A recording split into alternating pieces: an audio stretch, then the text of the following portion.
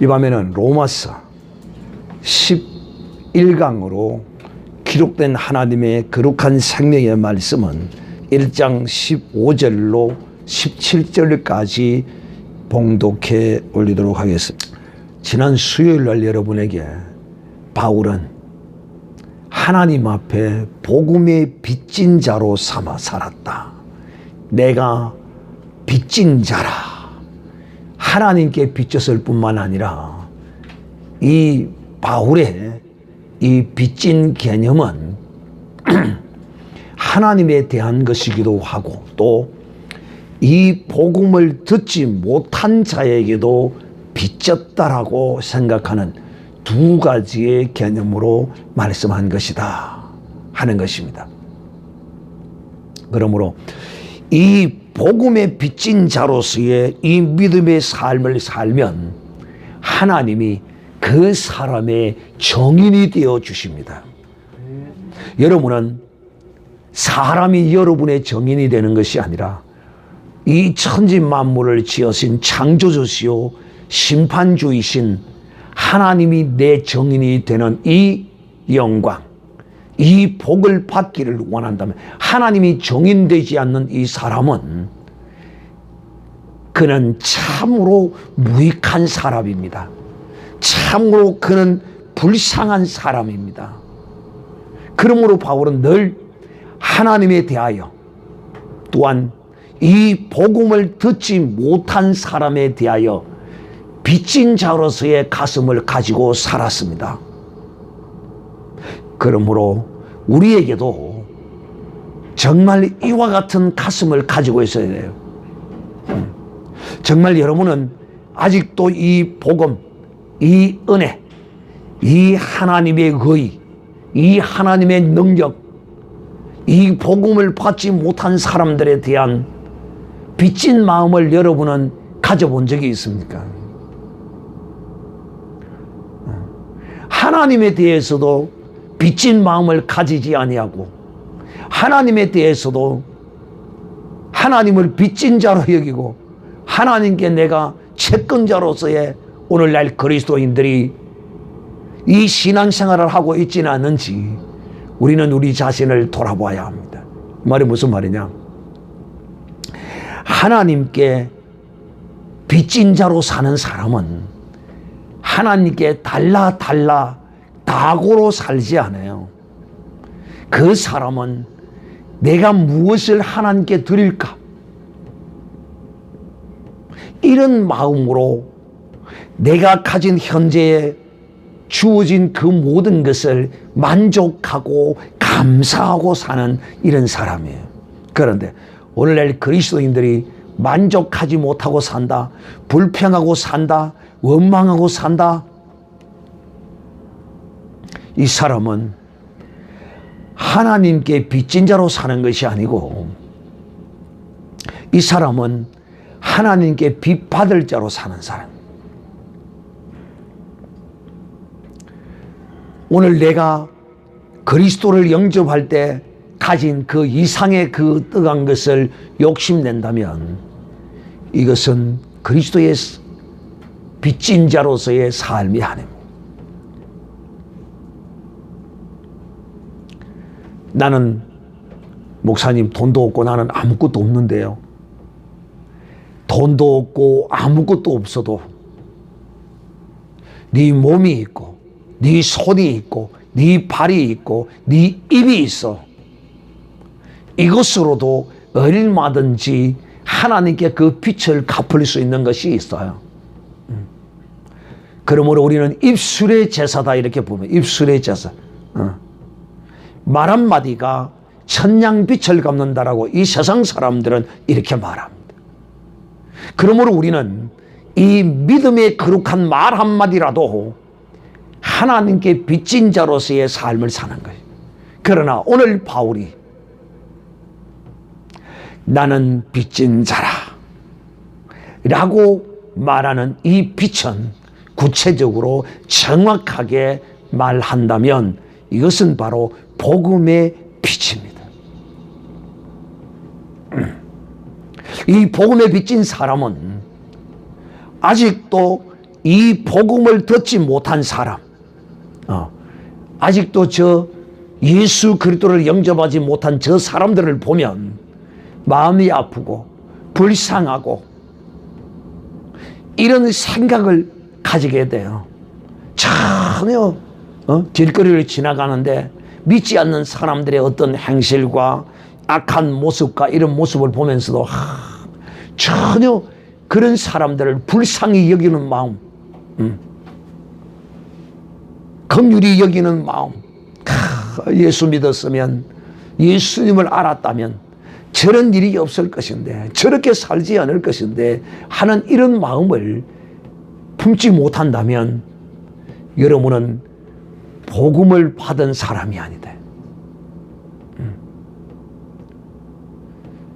복음을 받은 사람은 하나님께 대하여서 얼마만큼 빚진 자로서의 인식을 하고 살아야 되느냐 하면 성경이 정확한 수치를 우리에게 말하고 있어요. 우리 죄인이 하나님께 빚을 얼마나 졌느냐 하면 성경에 말하고 있어요. 1만 달란트 지고 있어요. 근데 이 1만 달란트는요, 우리가 가진 것들을 다 팔아도, 내 재산을 다 팔아도, 또 내 아내와 내 자녀와 내 가진 모든 것을 다 팔아서도 이 1만 달란트를 만들 수가 없어. 또 심지어는 내 목숨까지도 팔더라도 이 1만 달란트를 갚을 수가 없어. 그만큼 청량할 수 없는 빚이 바로 이 1만 달란트야. 이런 빚을 지고서도 빚에 대한 전혀 부담을 갖지 않고 산다. 정말 여러분 믿음 대단합니다. 주여. 이런 데 대한 부담을 느끼지 않고 산다는 것은 대단한. 나는 사실 오늘 지금 내가 60이 넘은 이 나이를 살고 있지만은 나는 내 일생에 어느 누구에게도 돈 10원 한 짝을 내가 빌려본 적이 없습니다. 그렇다고 내가 어떤 누구들처럼 빚을 내서 흥청방청 쓰고 다닐 이런 사람도 아니에요. 나는 정말 내 인생에 하나님이 내게 얼마나 큰 은혜를 주셨던지 나는 10원 하나도 남에게 빌려본 적이 없다. 빌려주었으면 주었지. 그런데 빚이 있는 사람은 어떻게 사는지 나는 모르겠어. 빚이 있는 사람이 어떻게 사는지. 빚 갚으라고 독촉 오고 전화 오고 독촉장 날라오고 법원에서 뭐 날라오고 얼마나 그 시달리고 힘들고 어려울 건데 나는 그렇게 해서 그렇게 어떻게 사는지 모르겠어. 내 평생에 빚을 딱 진 것이 이야기를 하다 보니까 생각나는 게 하나 있는데, 결혼을 해서 전자레인지 10개월인가 1년인가 전자레인지 하나 월부를 내가 산 거, 그거 하나 외에는 내 빚져본 적이 없어. 대우 전자레인지 탱크 전자레인지라고. 그래서 20년을 썼는가 30년을 썼는가 썼어요. 나는 이 월부도 사지 않습니다. 왜? 어려서부터 저희 아버지가 그렇게 가르쳤어. 절대 빚지고 살지 마라. 또 월분이 할분이 이런 거 사지 마라. 왜? 그거 어차피 다 갚아야 될 것이다. 월부한다고 깎아주고 작게 주고 돈이 줄어들고 하는 것이 아니라 월부는 다 거기다 이자까지 계산해서 다 하는 것이야. 근데 사람들은 월부다 애상이다 그럼 막 소도 잡아먹고 이러는데 절대 인생을 이렇게 살아서는 아니 된다. 저희 아버지가 철저히 가르쳤어요. 딱 두 가지 삶의 도리에 대하여 가르쳤는데, 하나는 월부하지 말라는 거야. 빚지지 말라는 거야. 빚지지 말라는. 두 번째로는 삼박을 하지 마라. 삼박. 세 가지 박자가 들어가는 짓을 하지 말라. 이것이 우리 집 가훈이다. 내가 너희에게 물려주는 교훈이다. 세 가지 박이 무슨 박이냐면 네이버가 한번 이야기해 보세요. 도박. 도박. 기박. 외박. 도박이 뭐냐? 노름하지 말라는 건. 이거 노름하면 돈을 딸 것이라고 하는데 결코 노름해가 돈 따고 집 산 사람 없다. 다 패가 망신한다. 그 결과는. 왜? 쉽게 버렸기 때문에. 사기쳐서 버렸기 때문에 그것은 급이 되어서 나갈 수밖에 없다. 그래서 도박을 하지 마라. 두 번째는 기박. 기박이 뭐냐? 속이지 말라. 사람을 속이지 마라. 청와대에 있는 김정숙이라는 부인이 옷을 수천만 원짜리 옷을 300몇 벌을 해봤다고 그러는데 그 돈이 지금 어디서 났느냐? 지금 언론이 떠들고 장안에 지금 온 국민들의 지금 가십거리가 지금 되어 있습니다. 대통령 월급 1,300만 원밖에 안 된다고 그러는데 그리고 그가 가진 재산이 신고한 것이 20억이라고 그러는데 그 재산에 아무런 변동이 없으면서 도대체 그 돈이 어디서 나서 그걸 해 입었느냐는 거예요.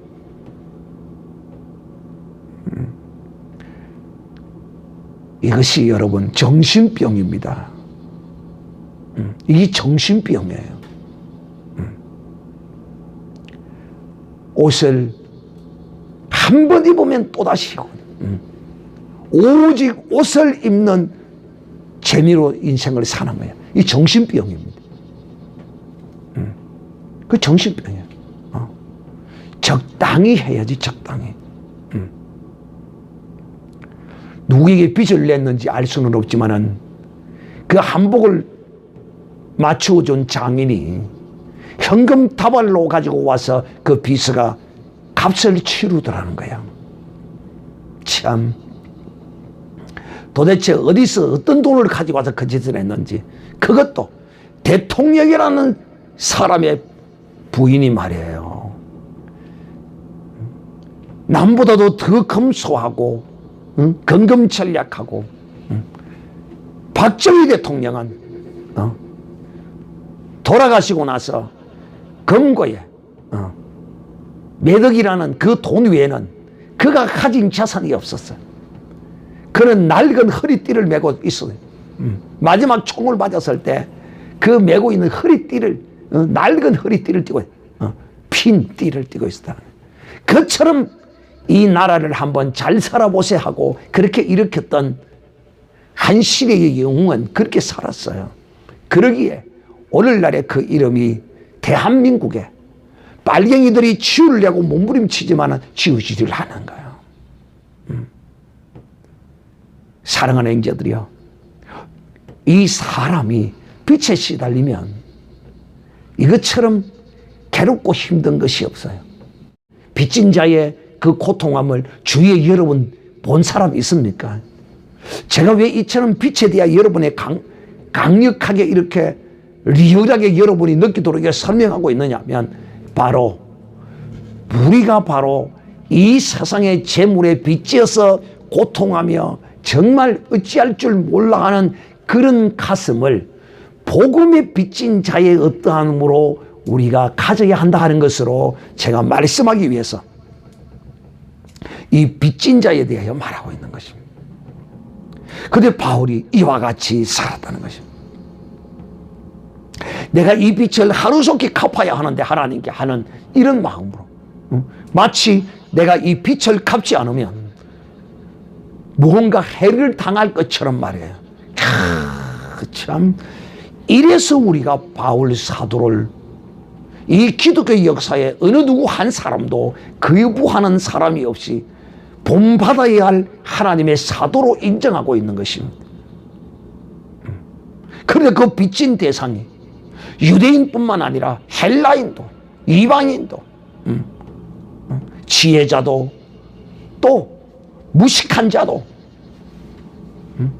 흑인이나 항인이나 어떤 인종의 구별도 없이 모든 민족에 대한 빚진 자의 가슴을 바울은 가지고 살았어요.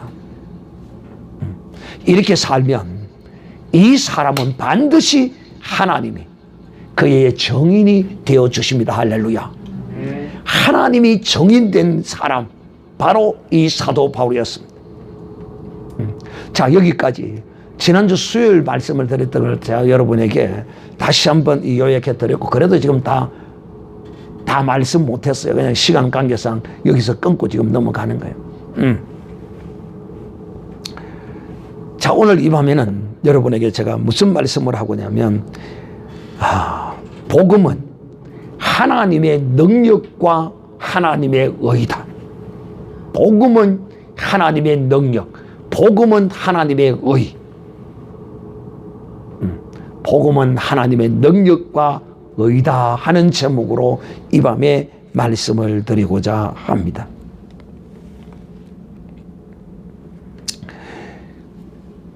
바울이 오늘 이 밤에 이렇게 말합니다. 나는 할 수 있는 대로 로마의 복음을 전하기를 원했다. 여러분, 이 로마가 어떤 나라입니까? 이 시대에 온 세상을 통치하던 황제의 도성이 있는 땅입니다. 로마 황제가 살던 땅입니다. 그곳에다가 복음을 전하기를 원한다. 이야, 호랑이 굴에 들어가겠다. 호랑이. 정말 여러분, 이런 마음이 어디서 오느냐? 이런 마음이 어디서 올까요? 그렇죠. 이제 눈치가 파래가지고 딱 질문할 때는 항상 그 질문의 답을 먼저 말해놓고 묻는다. 호랑이를 잡으려면 호랑이 굴에다, 이 호랑이 굴에 들어가는 듯한 이 로마를 표적으로 삼았던 것은 바로 그가 복음의 빚진 자로 살았기 때문에, 복음의 빚진 자라고 자신을 생각했기 때문에. 그러므로 살아나는 자들이요, 자기를 핍박하던 민족, 자기를 핍박하던 그 속국으로 삼아 다스리고 있는 그 황제의 도성에 가서 이 복음을 전하겠다는 것이야. 와, 복음의 능력이 바로 이런 것입니다. 이것이 복음의 능력이요, 복음의 빚진 자에게 이 복음의 능력이 그 속에서 역사하는 것입니다. 자기 민족에게도 전해야 하고 하는데, 바울은 이스라엘에게 복음을 전하는 사도로 부른 것이 아니고, 바울은 이방인에게 복음을 전하는 사도로 하나님이 부르셨기 때문에 그 이방인 나라 가운데서도 가장 대표적인 그 시대의 최고의 지성과 문화가 찬란히 빛나던 권력 통치하는 이 세상의 중심, 그곳에 가서 이 복음의 빚진 자로서 전하기를 소망했다는 것입니다. 야, 참 이 복음의 능력이 정말 대단해요. 복음의 능력. 이 빚진 자로서의 하나님 앞에 사는 이 믿음, 이 빛을 갚을 때, 빛을 갚을 때 어디다 갚아야 되느냐? 우리를 통치하고 다스리는 이 로마에다가 이 빛을 갚겠다는 것입니다.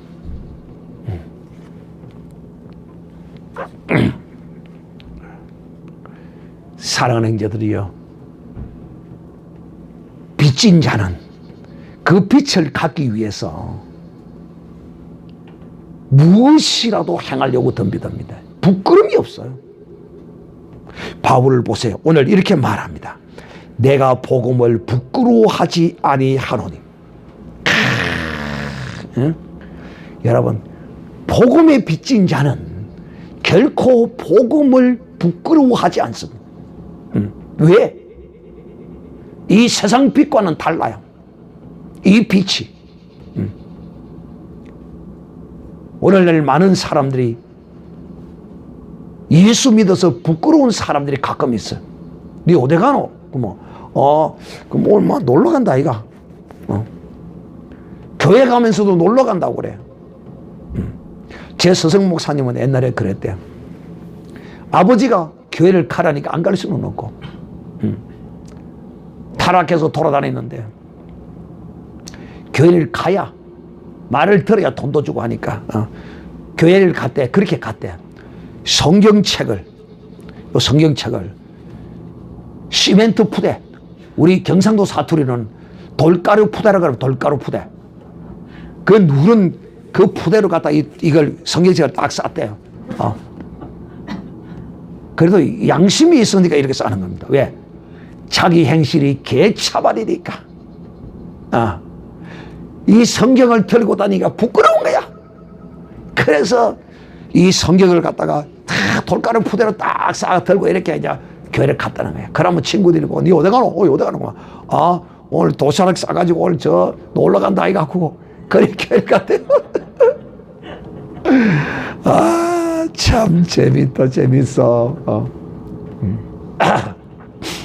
지금은 은퇴해서 쉬고 계시지만은 참 자기의 이 믿음 없이 살았던 지난날의 그 부모의 강요에 다녔던 그 시기를 회상하면서 이 성경책을 들고 교회를 가는 것이 그렇게 부끄러워. 왜? 자기가 그런 삶을, 바른 삶을 살지 못하기 때문에. 얼마나 양심적입니까? 사랑하는 이제들이요, 절대 복음을 부끄러워하지 마십시오. 예수 믿는 것을 부끄러워하지 마십시오. 당당하게 드러내세요. 어디를 가든지. 내가 혹 손해를 보면 하나님이 그 손해보는 것에 갑절로 10배, 100배로 더 갚아줍니다. 오히려 내가 이렇게 해서 손해를 보자 하고 손해를 보셔야 돼요. 의도적으로. 당당히. 내 직장 상사가 나를 어떻게 하면 어쩔까? 그래도 내가 손해보는 것이 있으면 반드시 하나님은 그 손해의 갑절에 하나님이 갚으십니다. 왜? 하나님은 살아계시기 때문에. 예수 믿는 것을 부끄러워하면 안 돼. 그런데 오늘 바울은 예수 믿는 것과 복음을 부끄러워한다는 것은 어떤 면으로는 같은 의미를 담고 있지만 엄연하게 분리됩니다. 구분됩니다. 예수 믿는 것과 복음을 부끄러워한다는 것은, 예수 그리스도를 믿는다는 것은 내가 영접해서 그 믿음으로 행하는 것이고, 복음을 부끄러워하지 않는다는 것은 예수를 전하는 것을 부끄러워하지 않는 것이다.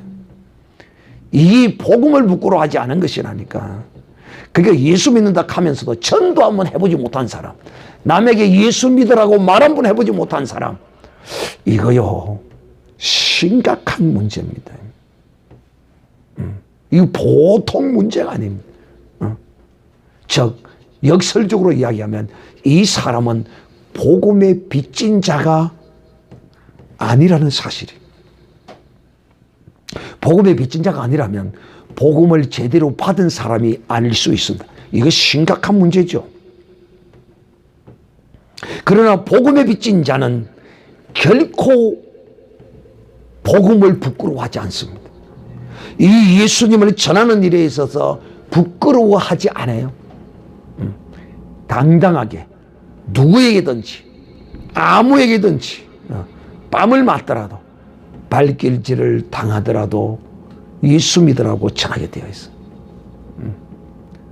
여러분, 오늘 이 사도 바울은 이 시대에는요, 그것도 여러분 간독하게, 그 로마라는 곳이 어디입니까? 그 황제가 신이 되어서 다스리는 그런 나라잖아요. 거기 가서 예수를 전하겠다는 거예요. 이런 걸 우리가 우리식으로 말하면, 이런 사람을, 세상 사람은 뭐라고 말합니까? 뭐가 부은 사람입니까? 간이 부은 사람이 이렇게 말하는데, 영적으로는, 성경적으로는 복음의 빚진 자의 모습이다라고 말합니다. 그 빚을 내가 이렇게 갚겠다 하는 것입니다. 내가 이 복음을 부끄러워하지 않으니. 그러니까 예수 믿고, 여러분 다시 한번 말하지만은, 예수 믿으면요, 은혜 받으면요, 바로 그 순간부터 일주일이 됐든 한 달이 되었든 얼마 가지 않아요. 내가 경험해서 알거든. 내가 은혜 받아서 내가 경험해봐도 잘 알거든. 진짜 제대로 은혜 받으면요, 그 은혜 받자마자 그냥 바로 그냥 누구든지 그냥 바로 예수 믿으러 바로 나와요. 내가 경험해봐도 잘 아는 거예요. 그런데 이 복음의 빚진 자, 복음을 제대로 받지 않는 사람은 예수 믿는 걸 부끄러워하는 거예요. 또 한 번도 예수 믿으라고 전해보지 않는 거예요. 자, 복음을 부끄러워하지 않으니 이 복음은 모든 믿는 자에게 주시는 하나님의 능력이라. 모든 믿는 자에게 주시는 이 구원 말이에요. 구원. 이 복음은 하나님의 능력이라는 거예요. 복음은 하나님의 능력. 즉, 이 복음은 내 힘과 내 지혜와 내 능력으로 전하는 것이 아니야. 이 복음은 하나님의 능력으로 전하는 것이야. 그러므로 사랑하는 자들, 우리는 이 복음을 받은 자는 아무 때나 누구든지 그냥 내질러야 돼. 복음을 부끄러워하지 않는 것. 왜? 사랑하는 이 복음을 듣고 구원을 얻는 것은 나는 나팔이 되어 외치기만 하고 구원을 주시는 분은 하나님이셔요. 이 복음을 듣고 믿게 하시는 이는 하나님이셔요. 나는 단지 내 입을 열어 내가 받은 이 빛을, 이 복음을, 내가 받은 이 복음을 그냥 전하기만 하면 역사는 하나님이 하시는 거예요. 어떤 형태로든 무엇이든지 하기만 하면 역사는 하나님이 행하는 거예요. 그래서 구원을 주시는 하나님의 능력이라 이 복음을 전해야만이 구원의 역사가 일어나죠. 그리고 이 빛을 갚는 것이죠. 우리는 하나님 앞에 이 빛을 철저히 갚아야 합니다. 이 복음에는 하나님의 능력이 있어. 어떤 하나님의 능력이 있느냐? 이 복음은 전적인 하나님의 능력이라니까. 여기에는 인간의 어떠한 착한 행실이나 어려운 것이 여기는 조금도 없어요. 오직 하나님이 우리의 인류의 죄를 대신하여 그 죄를 친히 그 몸에 짊어지시고 십자가에서 죽어주신 거예요. 이게 바로 복음의 능력이라 말이에요. 이 능력이 믿는 자를 통하여 하나님이 역사하셔서 그를 구원해 내시는 거예요. 이 복음의 능력은 하나님에게서 나오는 거예요. 그런데 이 하나님의 이 능력도 복음에 빚진 우리가 이 복음을 부끄러워하거나 이 복음을 전하지 아니하면 이 하나님의 능력이 나타나지 않는다니까. 첫째는 유대인에게요. 또한 헬라인에게로다. 복음에는 하나님의 의가 나타나서 첫째 복음은 하나님의 능력이고 둘째 복음은 하나님의 의다. 하나님의 의. 하나님의 의는 예수 그리스도예요. 즉 하나님의 의란 뭐냐? 예수 그리스도인데 구체적으로 이 의는 어떤 것이냐? 바로 이것이 옳다라고 믿는 거예요. 하나님이 뜻하시고 행하신 그것이 옳습니다. 이것이 바로 복음은 하나님의 의라는 거예요. 무엇이 옳아요? 무엇이? 하나님이 우리에게 행하신 옳은 일은 무엇이냐? 우리의 죄를 그 아들에게 친히 다 담당시키시고 그 죄를 십자가에서 도말하시고 다 해결해 놓으시고 그것을 믿는 이 사람이 하나님의 의를 받는 사람이요. 이것이 바로 예수 그리스도가 우리의 인류의 죄를, 내 죄를 대신하여 십자가에 피 흘려 주신 이것, 즉 하나님이 인류를, 이 죄인을 구원하시는 것을 그 아들을 십자가에 못 박아 그 죄를 대신하여 죽이심으로써 구원하는 이 행위를 옳다라고 여기고 믿는 사람이 말이에요. 하나님의 의는 바로 예수 그리스도가 십자가에서 피 흘려 우리의 죄를 대신하여 죽으신 것, 바로 이것이 하나님의 의입니다.